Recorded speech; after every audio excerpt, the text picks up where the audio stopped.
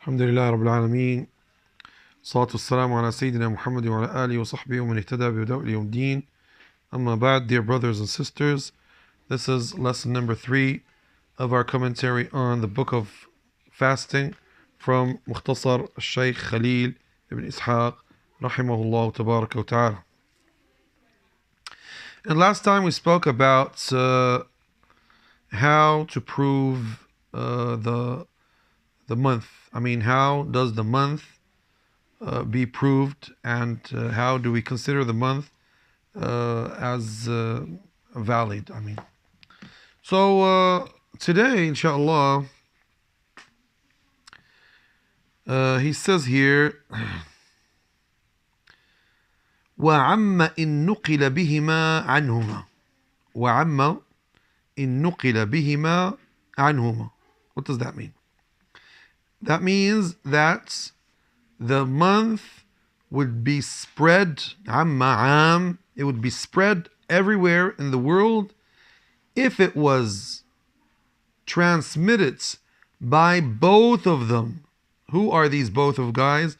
The two trustworthy witnesses that witnessed the month.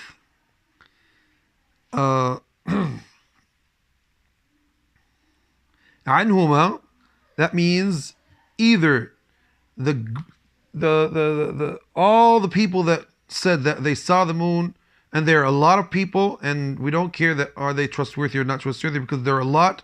It's like the mutawatir, you don't search for their trustworthy. And the two trustworthy guys. So therefore, what does this small sentence mean? This small sentence means something very important. And the importance of this is that what the Malikis say here is the opinion of the majority of scholars in the world. The Hanbalis, the Hanafis, all other madhahib, except the most accepted opinion of the Shafi'is. They are the only ones that say when the moon is sought and we saw it, it only concerns the land that it can be seen in it, not everywhere in the world. Now, please pay attention to what I'm going to say, because this paragraph, although it's so clear, we have a lot of people saying a lot of things that are against what the official madhahib say. Now look, nowadays there are a lot of people in the world that keep on saying we have to follow the madhab and the Maliki and the Hanafi, the Hanbali, the Shafi'i, every madhab has to be followed, etc. And then when it comes to practicing the madhab in all branches of life, you find a lot of people changing their minds. You tell them, for example, the madhab says so and so and so. They say, well, you can't, etc. Well, where is the madhab going to be implemented? Let me give you some examples about this. Now, for example, the Malikis say that women are not allowed to show their faces to non-Muslims. So when you go to these guys and tell them, well, look, the Malikis said you're not allowed to show your face to a non-Muslim. Say, well, that's extreme. You can't implement that. Well, we have another opinion.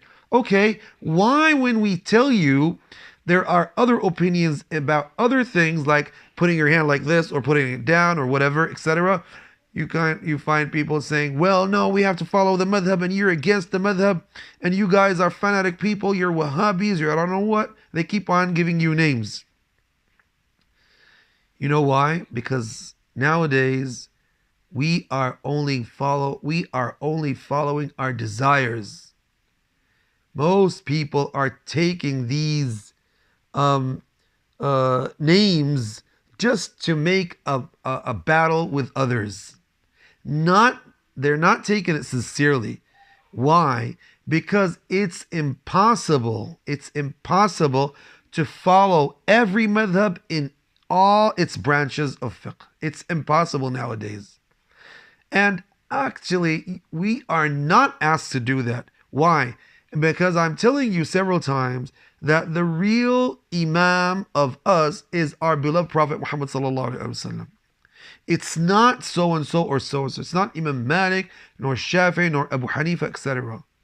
And that's what our Imams understood. Imam Malik, rahimahullah, he's an Imam of the Medini school. So he is an Imam of a school. And that's why Al-Imam ibn Abd al-Barr, rahimahullah, when he wrote his book Al-Kafi, what did he call it? Al-Kafi fi fiqh Ahl al-Madinah. Al-Kafi fi fiqh Ahl al-Madinah. He called it like that. And Imam Malik's students, we saw yesterday that Ibn al-Majishun had another opinion about witnessing or sighting the moon. He says if only one sights the moon, that's it. And it goes like this. Lots of students of Imam Malik in Iraq, in Medina itself, in Egypt, in North Africa, in Andalusia, they have their own opinions. And it's known in the history that the Andalusians didn't follow the Maliki opinion, or the most accepted or the most famous opinion of the Maliki school, in about 16 things. Why? Because they can't do that. The era changed, the land changed, so they had to have new opinions. And the same thing happened in North Africa. And this is a long story, actually. It needs a lecture, actually. So let me go back to this branch. Now let us see. Now sometimes there are scholars that don't follow these branches because of the strong evidence about another opinion. Okay? They have a strong evidence, so they follow the evidence. And this is what we find in a lot of ancient scholars, like Ibn Abd al-Barr, like Al-Qadi Abu Bakr al-Arabi, like before that Ibn al-Majishun, like Abu al-Hasan al-Lakhmi, and others. But today we find a lot of people that claim they follow the madhab, and then they don't follow the madhab in other things because it doesn't suit their opinions. It's not because they follow the strong evidence. No, at all. Maybe because their state needs this opinion, so they have to take that opinion. Maybe because it doesn't suit the opinion of the leaders of their land or their kingdom or their country, so they don't follow the most accepted opinion. And this is what happened in this branch. Nowadays, every country wants to prove Ramadan by its agencies.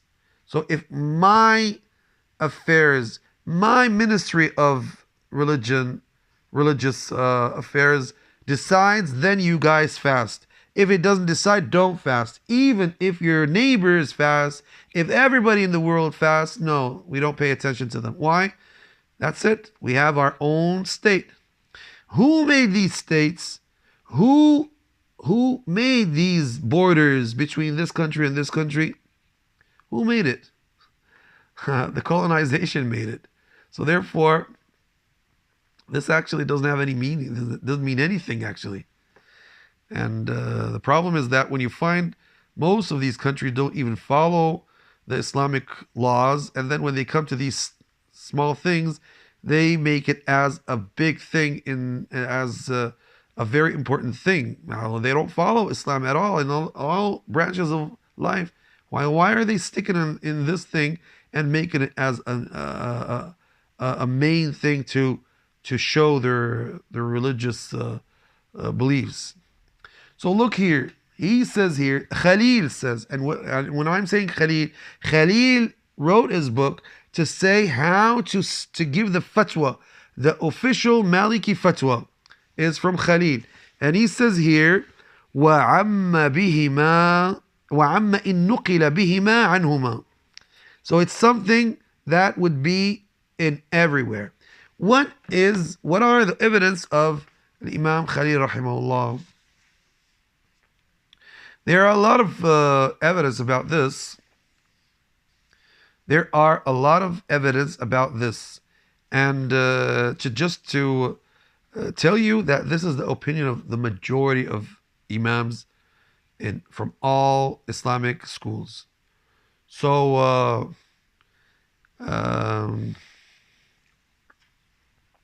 yeah. So here he says there are lots of the evidence. The evidence about this is all the evidence that I mentioned before. The verse of the Quran, فَمَنْ شَهِدَ مِنْكُمُ الشَّهْرَ فَلْيَصُمْ. Anybody who knew that the month had entered, he has to fast. Man shahida here means that he knew that the month. Not, it can't be man shahida, that means who saw it. Because you can't tell everybody to see the moon. There are only these witnesses that see the moon, and then when they tell the people, everybody goes and fasts. That's it. So therefore, scholars said, look what Imam al-Dardir says, that we don't care about the distance of Qasr al-Salah that means 80 kilometers or something like that. It doesn't have any meaning. When the moon is sought, everybody has to fast. And we don't care about when is the moon going to be here or there. If anybody in the world saw the moon, that's it. If we have two witnesses, trustworthy, and they witnessed, that's it. And so he says, فَيَجِبُ الصَّوْمُ عَلَى كُلِّ مَنْقُولٍ إِلَيْهِ. Everyone that heard about the month, he has to fast.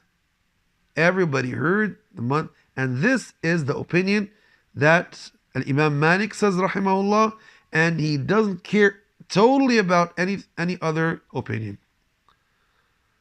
So look what Imam al-Baji, Abu al-Walid al-Baji, rahimahullah, is one of the great scholars of the Maliki school, and he's an imam that made his interesting commentary on al-Muwatta, al-Muntaqa, Imam al-Baji, rahimahullah, and he was a muhaddith, faqih, mufassir, great imam. Actually, he's the only one that could debate with Ibn Hazm and win him. This is what they said. They said Abu al-Walid al-Baji, he's from Baja nowadays in Portugal, in Baja, but he was in Cordoba because he was a judge there, and he traveled to Iraq, and he traveled to Haram, and he met a lot of scholars and imams, and he came to Andalusia with big with wide knowledge. What does Abu al-Walid al-Baji say? He says, if the people of Basra saw the crescent or the moon of Ramadan, and the people of Kufa and Medina and Yemen saw it, so what Ibn al-Qasim narrates, and Ibn al-Qasim and Ibn Wahb said that Imam Malik says all of them have to fast. And if they didn't hear about it, and then they heard later on, they have to repeat that day that they didn't fast. This is what Imam Abu al-Walid al-Baji says in his commentary in which is called Al-Muntaqa, and look how he was very clear in what he said. Al-Imam Ibn Abd al-Barr rahimahullah says they had agreed, ajma'u, all of them, ajma'u al-a'imma, that if the moon had been seen, you have to fast between the distance between Andalusia and Khurasan. What is Andalusia and Khurasan? It's from nowadays Spain or Portugal and Spain to Afghanistan. So if you heard, why did he say that? Because in those days, that's the distance that people can have the information. But nowadays, you can have the information anywhere, not only from Andalusia to Khurasan, even to Australia and to Malaysia and Andalusia and Indonesia and all these places in the world. So you can hear it, and in the minutes, you just open your phone and you will get all the information about where the moon had been seen, or information about that. You see? So therefore, even Al-Imam Ibn Abd al-Barr, he was talking about his era. But now, things went so Things went so clear after that. Okay. Now, what is the opinion of the others? Now, a lot of people, especially the Shafi'is and the people who follow the other opinion nowadays, please pay attention to this. And I wrote a small booklet about this. I wrote it in Arabic. I might put it here so that if anyone wants to read it or translate it to English, you can do that. So what did he say? He says they follow this hadith. This hadith is narrated by Muslim in his authentic book. That Quraib, who was a servant of al-Fadl, the mother of Abdullah ibn Abbas, the wife of the Prophet's uncle, al-Abbas ibn Abdul Muttalib. She sent Quraib, or he said that al-Fadl sent me to Muawiyah in Syria. So he had some work there to do and he came back. So Ramadan entered when he was in Syria. So he says we saw the moon in the night before Jumu'ah, the night of Jumu'ah, Friday. So I came to Medina in the end of the month, and Ibn Abbas, who was son of al-Fadl, he told him, when did you see the moon? Said, well, we saw the moon the night of Friday. He said, you saw the moon? He says, yeah, I saw the moon and the people saw it. All of us saw the moon. And they fasted. And Muawiyah, who was the caliph actually in those days, Muawiyah was the caliph.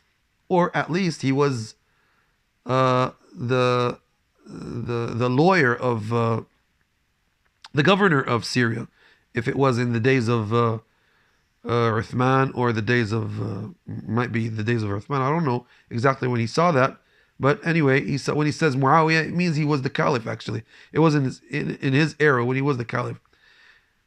So Ibn Abbas said, but we saw it the night of Saturday, and we're going to keep on fasting until we continue 30 days or we see the new moon. So I said to him, Ibn Quraib says, I said to him, don't you agree about what Muawiyah had seen?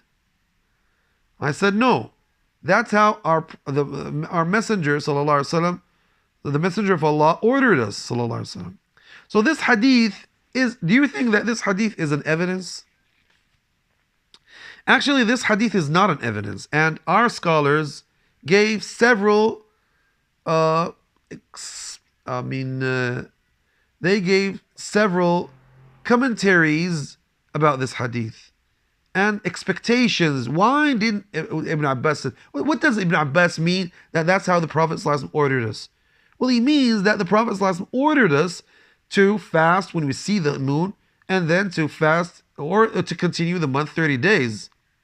You see? And he's referring to the narrations that we mentioned last time. So when he is mentioning that, so this means this is what he understood from the hadith, that we have to see the moon or continue the month 30 days. Okay, Ibn Abbas, what about the people who saw it in Syria? Why don't you pay attention to them? Now, the people nowadays who say that every country has its own moon, actually they don't follow this hadith. Why? Because this means, according to this hadith, that if I am in another city in the same state, I don't pay attention to them until we see it in our city. You see? Because Muawiyah is the caliph of the whole Islamic state, which was a very big state from Syria, from Morocco to Afghanistan, and from Azerbaijan to Sudan. You see how wide this great Islamic empire in the days of Muawiyah? So we're not speaking about a small state. We're speaking about a big state. And the capital in those days was Damascus. The capital of the Umayyad dynasty was Damascus. You see? So when the capital it says that we saw the moon, nowadays everybody fasts, because if the state sees the moon and the official affairs say that they saw the moon, that's it. Everybody fasts. So what? So does this hadith fit in these in the what they claim nowadays? No, it doesn't fit at all. It doesn't fit at all. So therefore, the opinion that says nowadays everybody fasts according to what his state says or his affairs say or whatever, this is actually a very weak opinion. Some other people can say, well, actually, we'll keep on fasting until Muslims decide to unite themselves in seeing the moon or in all the Arabic months. Well, if you wait until they do that, that's going to take a long time. But let me just tell you, imagine that your official affairs don't agree about Friday is Friday and they call it Saturday, and it's actually Friday. Do you have to pray Jumu'ah prayer or you wait until Saturday? You have to pray Jumu'ah prayer, and you're not even supposed to, and you are not allowed to follow them in what they're doing. You see, so this is so clear. This is what our imams say. They said maybe Ibn Abbas didn't pay attention to what Quraib said, because he's only one person, so he didn't trust what he said. Maybe, well, this is actually weak, because Quraib is a trustworthy person. He can't lie. He's not lying, actually. He's saying what he saw and what all people saw. But maybe he didn't trust what he said. He said maybe he made a mistake, maybe something there, because we'll follow what we saw. This is what he wants to say. You see? Or maybe any other opinion. At least we have other opinions, and it's not something that all Sahaba agreed about. It's the opinion of Ibn Abbas, where the majority of other Sahaba don't say this. You see? So therefore, the official Maliki opinion is that if the moon is seen anywhere in the world, all Muslims have to fast wherever they are. Now the question here, there's a very important question. How are we going to trust another country? They don't follow Islam in all their rulings, and they can play with that. Yeah, that's true. They can play, and it happened. It happened several times.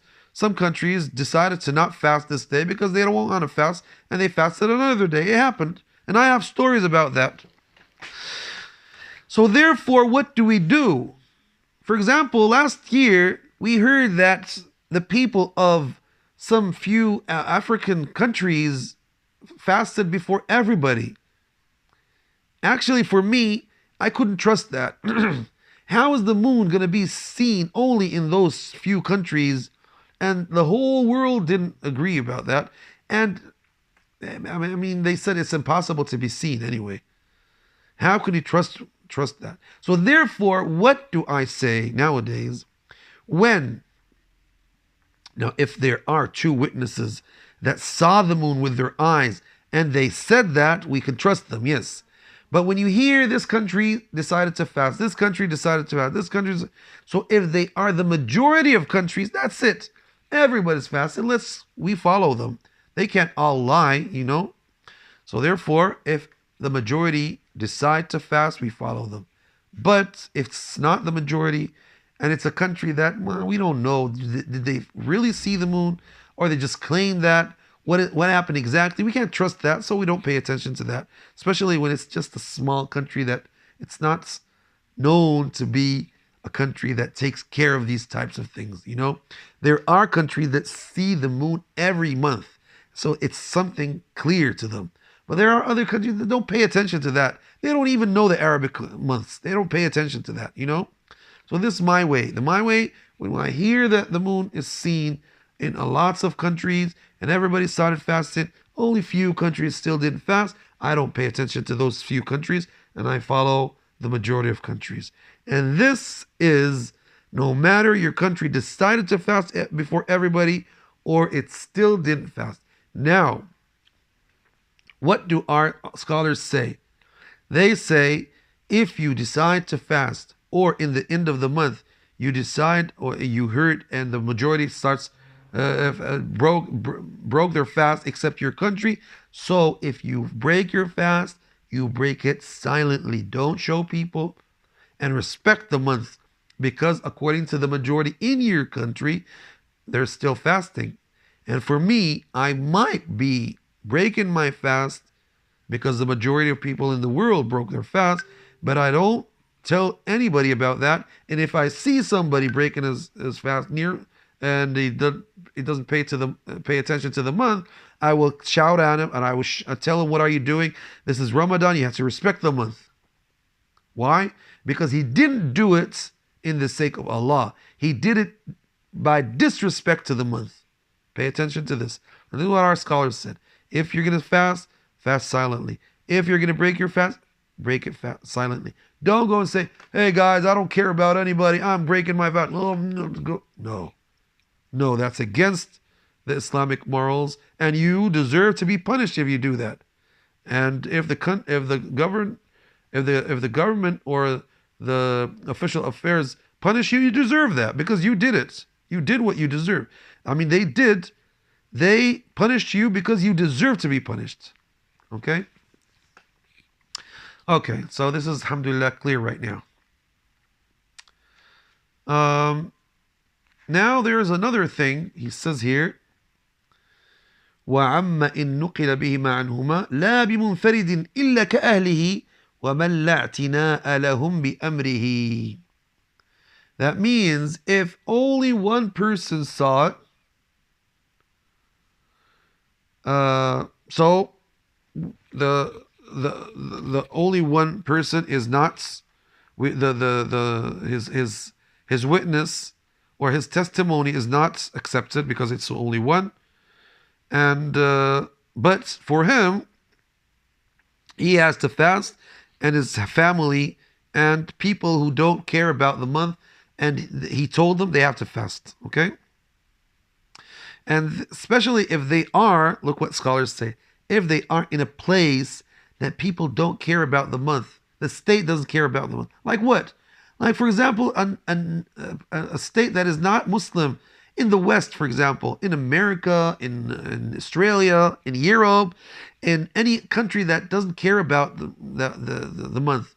So therefore, if they hear that only one told them, yeah, guys, we saw the moon, they have to fast. That's it. They have to fast and follow him. Don't say, well, we have to wait until two trustworthy witnesses say that. No, you just fast. Okay? And then he says, وَعَلَى عَدْلٍ أَوْ مَرْجُوٍ رَفْعُ رُؤْيَتِهِ. I said all this yesterday. So if somebody saw the moon, no matter he's trustworthy, he's not trustworthy, and he has to go to the judge and tell him that he saw the moon and witness.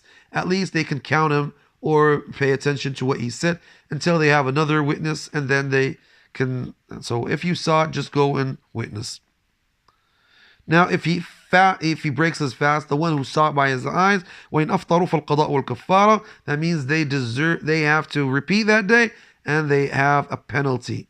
إِلَّا بِتَأْوِيلٍ فَتَأْوِيلًا, except if he has an opinion like following another imam or something like that. So therefore, no problem about.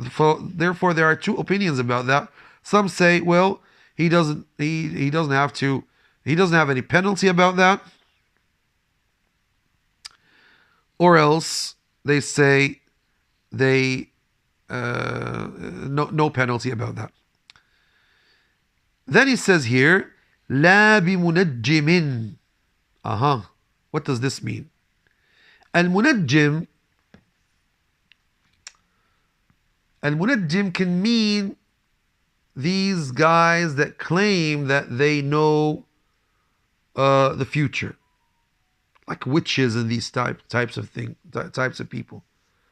But actually, this is not meant here, because the witch and these types of people who claim that they know future, I mean, we're not allowed to go to them at all. And the Prophet ﷺ says, "من أتى كاهنا أو عرافا فصدقه بما قال فقد كفر بما أنزل على محمد صلى الله عليه وسلم." Anybody who goes to these witches or people who claim that they see or they know the future, and he believes them, Allah would accept from him his prayers. من أتى كاهنا, and if he believed him, من أتى كاهنا أو عرافا فصدقه لم تقبل له صلاة 40 يوما. 40 days his prayers won't be accepted from him. So what does he mean therefore? He means that astronomy doesn't have anything to do in proving the months. Astronomy doesn't have anything to do in proving the months. Why? Why? This is knowledge. Why don't we pay attention to this? And this is knowledge that can give you where the moon can be seen in the whole world. And it can give you all details in everywhere in the world for 100 years in the future. It's knowledge. It's not witching. It's not just tales. Now the idea here is, what is al-hilal? In Arabic, al-hilal comes from the word istahalla. Wal-ihlal wastahalla means people, when they saw it, they rose up their voices. And from this word we have that the baby, when it gets born, they say إِذَا اسْتَهَلَّ صَارِخًا. That means he rose up his voice, shouting and crying. And the hilal means that it's known and everybody sees it in the sky. So when it's easy to be seen, that doesn't mean it was born. It was born before that. But when does it be seen? And that's why if there were clouds and you couldn't see it, you continue 30 days, although it might be in the sky. But the idea is to see it with your eyes. So we don't pay attention to when was it born or when would it be expected to be seen. We speak about it being seen.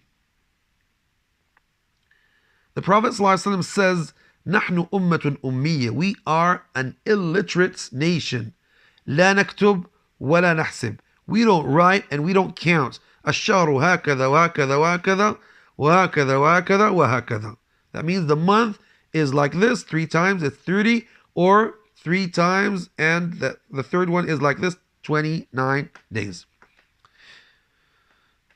Does that mean that we have to stay illiterate? No, at all. He doesn't mean that. He means that the Sharia is an easy Sharia. And it's easy to be counted. It's easy to be known. You don't complicate it. Now here, Al-Imam Al-Qarafi rahimahullah, who was a great Imam in Egypt, and he was a student of Al-Imam Al-Imam Al-Izz ibn Abd al-Salam, Sultan al-Ulama, and he was an engineer as well. SubhanAllah, he was a great Imam in Islamic studies, and he was an engineer. So he says that what is the difference between proving the prayers by counting the time and seeing it, and the month? Why do we agree about this and we disagree about this? He says we agree about the first one. We agree about it because that is by the sun, and the sun is easy to be seen. It's the sun. But the moon, it's not when it's born. It's when it's seen. You can see it. And that doesn't happen all times. You can't count it. You can't see exactly how is it seen or not seen. Okay. Now some scholars nowadays say something. They say, well, look, we can manage between these two opinions, merge between them. We depend on seeing, but we count and we see. So when the knowledge says you can see it in this place or this place, we go searching to see it. So therefore, when we see it, we know and we follow seeing the moon, the view, and the counting. So we can do both of these things. So that means we can benefit from knowledge and at the same time see it with our eyes. And this is actually, for me, I think this is a good opinion, because actually the only way to solve this problem is that all Islamic countries give the authority to like a league, رابطة علماء المسلمين, for example, or رابطة العالم الإسلامي, Islamic States League, which and this was actually these were opinions, but the leaders don't want to follow this.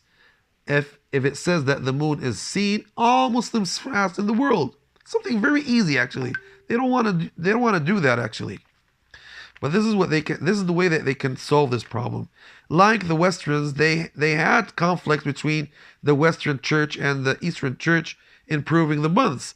And until maybe before 100 years ago, they had this problem, actually. And they had the problem between the Gregorian and the Julian calendary, which is actually between the 11 days between the Julian and the Gregorian calendar. So they had this problem, but they decided later on to unite the months in the whole world.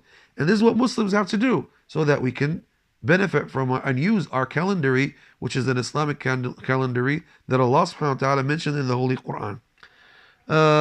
Okay. So therefore, this is what they said. And then he says, وَلَا يُفْطِرُ مُنْفَرِدٌ بِشَوَّالٍ وَلَوْ أَمِنَ الظُّهُورَ إِلَّا بِمُبِيعٍ. And if somebody breaks his fast in Shawwal, he's not allowed to eat near people unless he has an excuse. He's traveling or he's sick or something like that.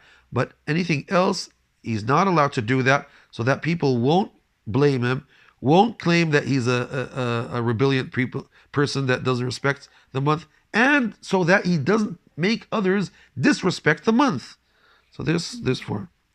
وفي تلفيق شاهد أوله لآخره. Now he says when we add the one who saw the moon in the beginning of the month and the one who saw it in the end of the month, is it accepted or not? I mentioned this last time.